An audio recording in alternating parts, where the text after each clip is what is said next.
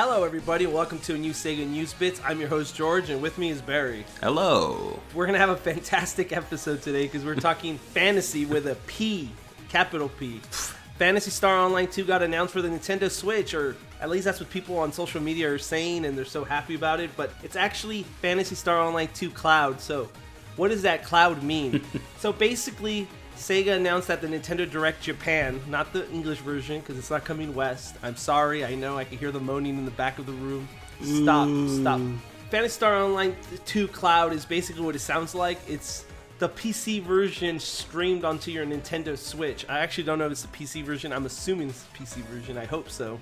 It'd be weird that if it's actually the PlayStation 4 version and they just stream it onto your Switch with all the PlayStation 4 stuff. So it's not really playing on your device. It's not a port of Phantasy Star Online 2. It's actually just, it's kind of like PlayStation Now or On Live before it, where it streamed PC games onto your tablet or whatever, of any device of your choice. It's coming out in 2018, and I don't know why it's taking so long. If it's just a stream, it's not really a new version. But this actually means that Switch owners will be able to play the brand new latest version on PC, because it is the PC version. What are your thoughts on this? I mean, do I need to be excited? I'm not really excited. I feel like ever since, it felt like we were never getting PSO2 here, we hear things where like, oh, it's going to be on this platform and that platform and in this country, but it never affects us. And it's with this one, I mean, unless it's Phantasy Star Online 2 Cloud from Final Fantasy, there's nothing really exciting about it, I agree with you. It's, I mean, you look at it, it's like, it feels like the least amount of effort you could put into putting a game on a console. I mean, it's streaming to the console, so it's not even technically on it. Pretty much. And, I've always been a little down on Phantasy Star Online 2.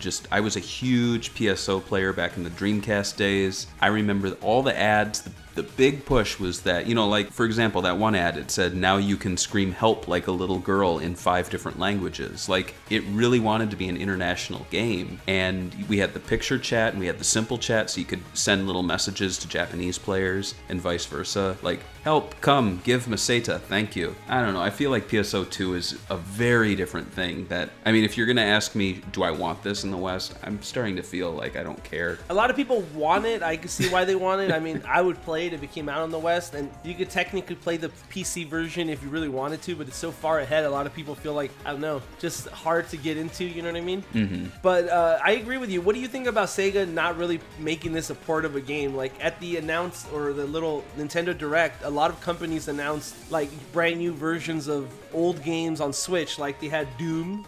Wolfenstein 2 is coming to Switch, which is crazy because they have really good graphics, those two games. Yeah. And then Sega turns around and they're like, hey, check it out. You can stream Phantasy Star Online 2 next year. What do you think? Like, do you think Sega's not putting enough effort on the Switch? I don't. I mean, we're seeing that from all territories, really, with the rumored Shenmue 1 and 2 and the rumored Bayonetta Vanquish 2-pack. It's all PC, PS4, Xbox One. Switch is just not... I mean, the Sonic games.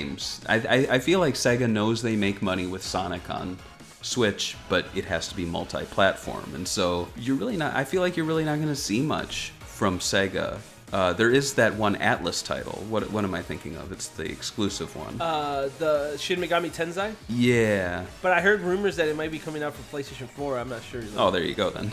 But yeah, so yeah, this is the least amount of effort you could put into a game. It's almost, like, do we have to put it on the console? Can we just stream it? No, yeah, I agree with you there. And it's kind of surprising that Sega's putting so low effort on the Nintendo console, because I feel like they were the ones that always putting their foot first into new consoles. Like, the Nintendo DS had a launch title that was a Sega title. It was Feel the Magic in North America. And then, like, they were one of the first supporters of the Wii. They even gave it exclusive Sonic titles. And then the GameCube, Sonic Team was all in on the GameCube and the Game Boy Advance with exclusive Sonic titles. It feels like this is the first time that Sega's not all in with a Nintendo console, at least to give it exclusives. So do you think that's a good thing or a bad thing? Or you think that they should wait it out for the Switch until it acquires more, I guess, sales? I think they should wait it out. I feel like they were burned on the Wii U, just as I was burned.